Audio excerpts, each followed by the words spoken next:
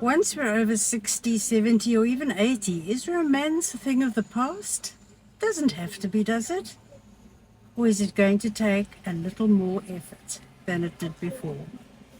My husband, Peter, and I are off on a little adventure starting today. We're 80 and 72, so nothing dramatic, just a few days away at the coast.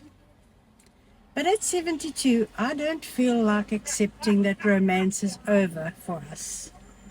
Am I expecting too much? I don't think so. When we were young, it happened so naturally.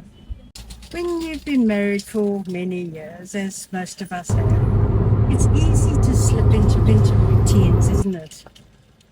You hopefully become wonderful companions, but sometimes the romance quietly slips into the background. And sometimes all it takes is a change of scenery, a different view, a slower pace, and suddenly you have the opportunity to remember the person you fell in love with all those years ago. Romance at our age doesn't have to mean what it did when we were young. In fact, emotional intimacy can be just as beautiful.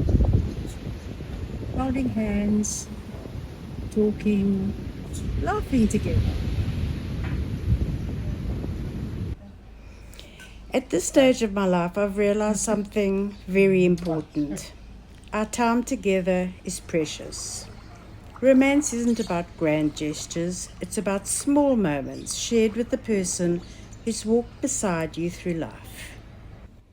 I had the privilege of meeting these two lovely couples who agreed that no matter what their age, romance was definitely not over for them. This little trip is our reminder that romance doesn't have to fade with age. Sometimes it simply waits for us to notice it again. Being away from the family chores and worries for a few days will give us time to remember special times that we shared and make even more memories. Because romance doesn't have an age limit. I hope you've enjoyed this video. Peter and I have enjoyed making it. Big hugs to you. See you next time.